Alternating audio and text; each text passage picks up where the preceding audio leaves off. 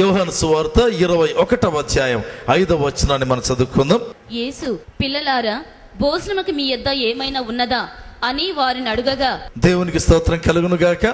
యేసుక్రీస్తు ప్రభు చనిపోయి తిరిగి లేచిన తర్వాత ఆ యొక్క తిబెరియా సముద్ర తీరము దగ్గర నిలబడి చాలా దూరంలో ఉండేటువంటి శిష్యులతో మాట్లాడుతూ, పిల్లలారా అని సంబోధిస్తూ, భోజనమునకు ఏమైనా మీకున్నదా అని చెప్పినట్లుగా దేవుని యొక్క వాక్యంలో మనం చూస్తుంటాం. ప్రియమైనటువంటి వారులారా, దేవుని బిడ్డల జీవితాలలో బైబిల్లో వ్రాయబడింది కదా, కొదువు అనేటువంటిది ఉండదండి.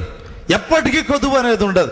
ఒకవేళ ఎప్పుడైనా ఒక పరీక్షా సమయంలాగా, ముఖ్యంగా ప్రభువును నమ్మినటువంటి తొలి దినాలు అనుకుందాం, అంతకు మించి సేవ ప్రారంభించినటువంటి తొలి దినాలలో దేవుడు ఒకవేళ ఒక పరీక్షకు ఆ యొక్క వ్యక్తిని గురి చేయవచ్చు, కానీ అది కూడా అనేక సందర్భాలలో ఉండవచ్చు, కొన్ని సందర్భాల్లో ఉండకపోవచ్చు. అయితే అనేక సందర్భాల్లో దేవుని బిడ్డల జీవితాల్లో కొదువు అనేటువంటిది ఉండదు. అందుకే కీర్తనకారుడు అంటాడు కదా, యెహోవా నా కాపరి, నాకు లేమి కలగదు అంటున్నాడు. ఎప్పటికీ కలగదంతే. ఎందుకంటే సర్వశక్తి కలిగినటువంటి దేవుని పిల్లలముగా మనం ఉంటున్నాం. అయితే ఒక రోజు వచ్చింది ఈ యొక్క శిష్యుల జీవితంలో యేసు ప్రభు వేసినటువంటి ప్రశ్న, పిల్లలారా, తినుటకు లేదా భోజనములకు ఏమైనా ఉన్నదా అంటున్నాడు. ఏమైనా రొట్టెలు ఉన్నాయా? రొట్టెలు లేకపోతే ఎండిపోయిన రొట్టెలు ఉంటున్నాయా? రొట్టెలు లేకపోతే కూర ఏమైనా ఉందా? ఏదైనా ఒక అంశం చెప్పండి. అంటే ఒక ఇశ్రాయేలీయుడు భుజించేటువంటి భోజన పదార్థాలు ఎన్ని ఉంటాయో, అయితే ఆహార పదార్థాలలో అయితే ఫుడ్ మెన్యూ అనుకుందాం, దాంట్లో జస్ట్ ఒకటేమైనా మీ దగ్గర ఉందా? అయితే వారి దగ్గర ప్రేమల వాళ్ళ జవాబు లేకుండా ఉంది. ఏంటి కారణం? తర్వాత ఆ భాగంలోనికి మనం వెళ్ళబోతుంటున్నాం. ఎప్పుడైతే సేవకుడు సేవలో ఉంటాడో కొరత అనేటువంటిది ఉండదండి. ఎప్పుడు సేవకుడు సేవకు దూరం అయిపోతాడో అప్పుడే లేమి అనేటువంటిది ప్రారంభం కావడం ప్రారంభిస్తుంది. సేవకుడు సేవలో ఉంటే కెరీతువాగు దగ్గర ఉన్నా కూడా రొట్టె మాంసము రావాల్సిందే ప్రేమైన వాళ్ళారా. అది దేవుని యొక్క ఉచితమైనటువంటి కృప, అది దేవుని యొక్క ప్రేమ ఏర్పాటు అండి. అయితే ఎప్పుడు దేవుని పిలుపుకు, దేవుని యొక్క కృపకు ఒక వ్యక్తి దూరం కావటం ప్రారంభిస్తారో అప్పుడే యొక్క కొరత అనేటువంటిది ఏర్పడుతుంది. ఎలాంటి కొరత?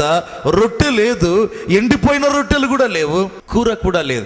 దేవుని వాక్యంలో గమనిస్తే మార్కు సువార్త 6వ అధ్యాయం 37వ వచనాన్ని మనం చదువుకుందాం. అందుకు ఆయన, మీరు వారికి భోజనము పెట్టుడనగా. అదొక అరణ్య ప్రదేశం, మనకందరికీ తెలుసు. చేరినటువంటి పురుషుల సంఖ్య వేలల్లో ఉంది, 5,000 మంది పురుషులు. ఇక పురుషులు కాకుండా పిల్లలు, స్త్రీల సంఖ్య లెక్కించ నలవి కానంతగా ఉందేమో. ప్రభుత్వ వాళ్ళ ఆ సమయంలో ఆహారపు కొరత ఏర్పడితే ప్రభు శిష్యులను చూసి చెప్పిన మాట, మీరు వారికి భోజనం పెట్టండి అన్నాడు. ఒక దైవ సేవకుని పిలుపు ఏంటంటే, ఒక దైవ సేవకుని అభిషేకం ఏంటంటే, ప్రేమైనటువంటి వాళ్ళారా, వేల మందికి భోజనాలు పెట్టగలిగినటువంటి వారుగా ఉంటారు. చాలా సందర్భాల్లో మన జీవితాల్లో ఈ యొక్క భోజనము అనగానే ఒకసారి భయపడడం ప్రారంభిస్తాం. ఇదిగో పరిచర్యలో భోజనం పెట్టాలి అనగానే భయపడడం ప్రారంభిస్తాం. ఒకవేళ ఎంత ఖర్చు అవుతుందో రకరకాలుగా ఆలోచన చేస్తారు. కానీ దేవుని పరిచర్య అనేటువంటిది ఏంటంటే, యేసుప్రభు అంటున్నాడు, మీరు వారికి భోజనం పెట్టండి. ఎప్పుడు పెట్టాలా? ఇప్పుడు అరేంజ్ చేయాలా? ఇప్పుడు భోజనం పెట్టాలి. ఎక్కడి నుంచి తేవాలి? అంత డబ్బు ఎక్కడుంది? అన్ని వేల మందికి సప్లై చేసేటువంటి ఆ యొక్క భోజన శాలలు ఎక్కడ ఉంటున్నాయి? ఆలోచిస్తే అర్థమే కాదండి. అయితే ప్రభు అంటున్నాడు, మీరు వారికి భోజనం పెట్టండి. నిజంగా ప్రేమైన వాళ్ళారా, ఒక దైవ సేవకుని యొక్క పిలుపులో, అభిషేకములో ఒక భాగం ఉందండి. ఏదంటే దే ప్రొవైడ్ ఫుడ్, అంతే. వారు ఆహారాన్ని పెట్టేటువంటి వారుగా ఉంటారు. అందుకే మోషే పరిచర్యలో కూడా లక్షల మంది ఇశ్రాయేలీయులకు ప్రతిరోజు మన్నాను కురిపించేవాడు దేవుడు. అంటే ఒక అర్థం వచ్చేసి, ఒక నిజమైన దైవ సేవకుడు అనేక సందర్భాల్లో ప్రొవైడర్ గా ఉంటాడు, అనేక సందర్భాల్లో అందించేటువంటి వాడుగా, సమకూర్చేటువంటి వాడుగా ఉండడం ప్రారంభిస్తాడు. మీరు వారికి భోజనం పెట్టండి. ఒక దైవ సేవకుడు ఇతరులకు భోజనం పెట్టేవాడే, కానీ తన జీవితంలో కొరత అనేటువంటిది కలిగి ఉండడం ఇంపాసిబుల్ అండి. వాక్యంలో గమనిస్తే కొరింథీయులకు రాసిన 2వ పత్రిక 6వ అధ్యాయం 10వ వచనాన్ని మనం చూద్దాం. ఘనత వలనను, సుకీర్తి దుష్కీర్తుల వలనను దేవుని పరిచారకులయుండి అన్ని స్థితులలో మమ్మను మేమే మెప్పించుకొనుచున్నాము.